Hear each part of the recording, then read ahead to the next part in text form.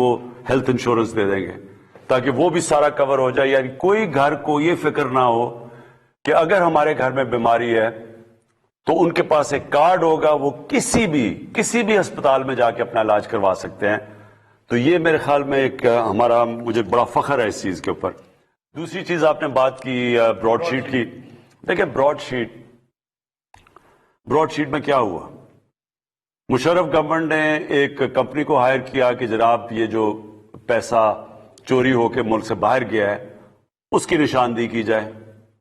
وہ کمپنی نے نشاندہی کر دی اور وہ کہتے ہیں کہ انہوں نے $100 ملین نواز شریف کا پیسہ جو باہر پڑا ہوا تھا اس کی نشاندہی کر دی. اور اس کے اندر یہ فلیٹ بھی تھے, یہ 2002 کی بات ہے. انہوں نے یہ جو ان کے مے فیئر کے اربوں پتی فلیٹس وہ بھی اس کی بھی نشاندہی کر دی. اس کے علاوہ انہوں نے جو نشاندہی کی وہ $100 ملین کی پراپرٹیز. ادھر سے مشرف نے ان کو این آر او دے دیا, ان سے سمجھوتا ہو گیا, ان کو سعودی عربیہ بھیج دیا, این آر او دے دیا.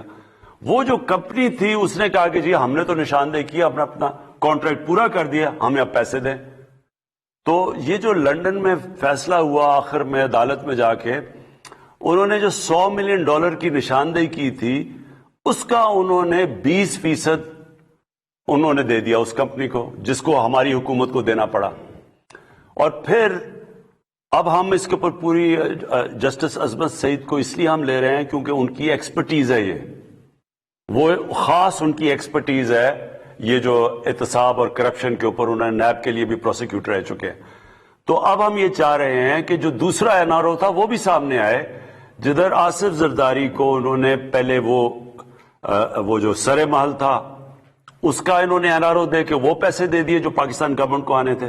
پھر جو $60 ملین سوئٹزرلینڈ میں پڑا تھا اس کے اوپر بھی انویسٹیگیشن کرے. تو ہم پورا جسٹس سعید کو اس لیے رکھا ہے کیونکہ وہ سمجھتے ہیں, وہ نیب کے پروسیکیوٹر رہ چکے ہیں, تو وہ یہ سمجھتے ہیں دونوں کیسز کا. جی اگلے کالر ہمارے ساتھ ہیں فہد جمشید حیدرآباد سندھ سے. جی السلام علیکم. السلام علیکم سر. جی کیا سوال ہے پرائم منسٹر سے آپ کا؟ سر میں فہد بات کر رہا ہوں حیدرآباد سے. سر حیدرآباد کا انفراسٹرکچر سر بہت خراب ہے, ساری روڈیں سڑکیں اور ہاسپٹل جو ہے نا ہمارے یہاں بہت برا حال ہے سر. اور سر دوسرا یہ کہ صوبائی گورنمنٹ یا پیپلز پارٹی ان سے تو سر کوئی امید نہیں ہے ہم لوگوں کو نا سر. ہم ساری جو نوجوان یا میرے جیسے اور نوجوان جو ہیں وہ سب آپ سے ہی امید رکھتے ہیں. اور سر آپ کو ہی دیکھ رہے ہیں کہ حیدرآباد کے اوپر کوئی توجہ فرمائے سر, یا یونیورسٹی بھی. اور سر ہم ویسے ہی جو ہے کوٹا سسٹم کے ایسے پیسے میں سر بہت ادھر کا حال, اس پہ خاص آپ توجہ فرمائیں سر.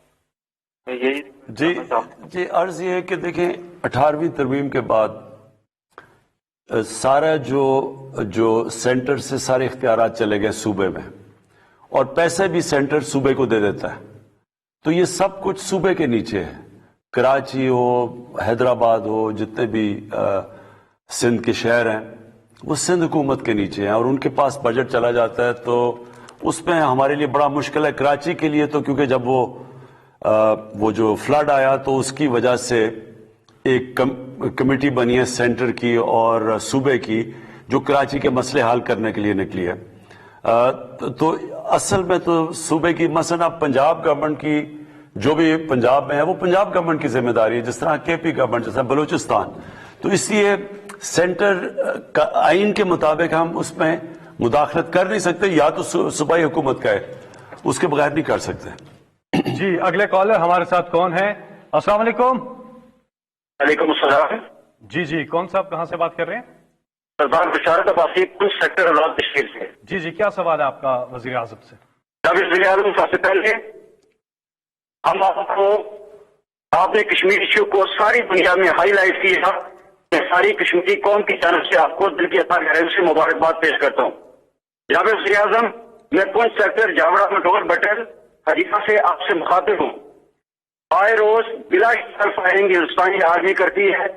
ہمارے ہر جگہ پہ نوجوان لاشیں اٹھاتے ہیں, کبھی ہم بچوں کی میتیں اٹھاتے ہیں اور کبھی خواتین کی میت پھٹتی ہے. جناب وزیر اعظم, آپ سے ہمارا مطالبہ ہے کہ آج بہت ہماری جتنی جو ان فرنٹ آف بارڈر ہم ہو گئے, ہمیں بینکرز کی ضرورت ہے. جناب وزیر اعظم, بہت محدود پیمانے پر بینکرز تعمیر کیے جا رہے ہیں اور ساری آبادی کی محروم ہے. جی دیکھیں یہ بڑی بدقسمتی ہے اور بہت ہی ٹریجڈی ہے جو کہ لائن آف کنٹرول کے اوپر جو شیلنگ ہوتی ہے اور اس سے جو لوگ متاثر ہیں اور وہ بہت بڑا علاقہ متاثر ہے. ہم نے ہیلتھ کارڈ یعنی ہیلتھ انشورنس تو ہم نے یہاں سے پہنچائی ہے اس سارے علاقے کو تاکہ کم از کم لوگوں کے پاس ہیلتھ انشورنس ہو. لیکن یہ ایک بڑا مسئلہ ہے. ہم اس میں یونائٹڈ نیشنز سے بھی اور مسلسل کوشش کر رہے ہیں ہندوستان کو پریشر ڈالنے کے لیے کہ وہ بے قصور جو شہری رہ رہے ہیں جو بیچارے سویلینز رہ رہے ہیں ان کے اوپر تو یہ کسی طرح یہ روکا جائے. لیکن دیکھیں کشمیر کا مسئلہ ایسا ہے کہ یہ اس سٹیج پہ پہنچ گیا ہے کہ یہ اب پہلے تو یہ ختم ہی ہو گیا تھا نا انٹرنیشنلی. اب یہ انٹرنیشنلی ساری دنیا کشمیر کی طرف دیکھ رہی ہے. ابھی آپ نے دیکھا کہ یونائٹڈ نیشنز کے سیکرٹری جنرل نے اس کے اوپر سٹیٹمنٹ دی ہے اور انشاءاللہ یہ جو اب نئی ایڈمنسٹریشن امریکہ میں آئی ہے جو بائیڈن کی, ان سے بھی ہم بات کریں گے کہ پریشر ڈالیں جو اس وقت کشمیر کے اندر ہو رہا ہے, مقبوضہ کشمیر میں جو ہو رہا ہے خاص طور پہ, لیکن یہ لائن آف کنٹرول پہ بھی. تو آپ یہ بے فکر ہو جائیں, اس کے اوپر پوری ہم کوشش کر رہے ہیں ہر فورم پہ. میں انشاءاللہ 5 تاریخ کو جلسہ بھی کر رہا ہوں کوٹلی میں جا کے جلسہ بھی کر رہا ہوں اسی چیز کے اوپر, اپنے لوگوں کو بھی حوصلہ دینے کے لیے. جو کشمیر مقبوضہ کشمیر میں لوگ اتنی دلیری سے سہ رہے ہیں جو ظلم ہے وہاں, ان کے لیے بھی, اور پھر انٹرنیشنل فورم پہ میڈیا پہ اپنی آواز پہنچانا, آگاہ کرنا. تو انشاءاللہ 5 کو میں وہ بھی کر رہا ہوں. جی اگلے کالر سے بات کریں گے. مسعود صاحب ہیں اسلام آباد سے. جی السلام علیکم مسعود صاحب, آپ کا کیا سوال ہے وزیر اعظم سے؟ وعلیکم السلام سر. میرا نام محمد مسعود ہے جی. میرا تعلق ترلئی کلاں پورا سردار اسلام آباد سے ہے. جی سوال. میری زمین ہے جی یہ ترلئی کلاں اور گڑا سردار میں. یہاں پہ ایک سوسائٹی ہے گوری ٹاؤن کے نام سے جس کے چلا رہے ہیں یہ چودھری عبد الرحمان اور عثمان.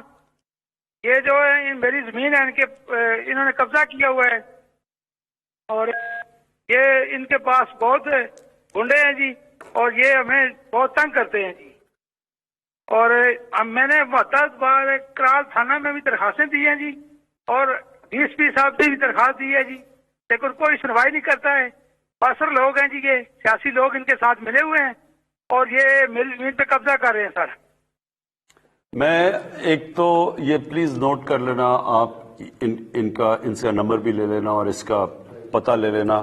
میں آج ساروں کو جو بھی یہ دیکھ رہے ہیں ایک پرائم منسٹر کا سٹیزن پورٹل ہے, اس کے اوپر اگر کسی کی زمین پہ قبضہ ہے یا کسی طاقتور نے قبضہ کیا ہوا ہے سرکاری زمین پہ, میں آپ سب کو کہتا ہوں کہ میرے پورٹل کے اوپر وہ لکھوائیں.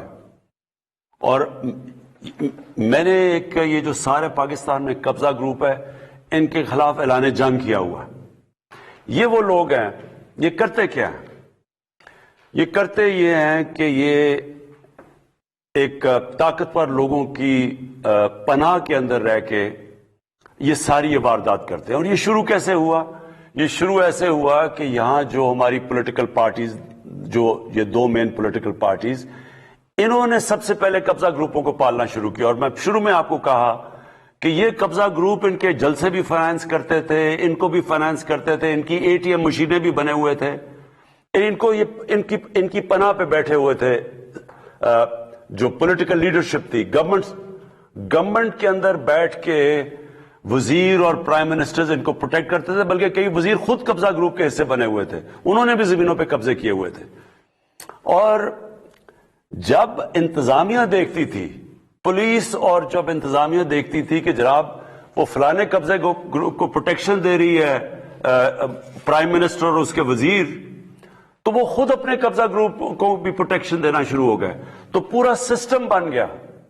اور یہ کس کی زمینوں پہ قبضے کرتے تھے؟ غریب لوگوں کی. وہ لوگ جس طرح بھی انہوں نے کہا میری آواز نہیں ہے, وہ دیکھ لیتے تھے کہ کس کی زمین پہ قبضہ کرنا. جب دیکھتے تھے کہ وہ کوئی کمزور لوگ ہیں, شریف لوگ ہیں, بے آواز لوگ ہیں, یا بیرون ملک پاکستانی ہیں جو باہر بیٹھے ہوئے ہیں, ان کی زمین پہ قبضے کر لیتے تھے. اور پھر ساتھ مل جاتی تھی پولیس, انتظامیہ ساتھ مل جاتی تھی اور بیچارے لوگ بے بس ہو جاتے تھے. تو اس کے اوپر ہم نے پوری وار ڈکلیئر کر دی ہے. ہم اس وقت سارے قبضہ گروپوں کے پیچھے جا رہے ہیں.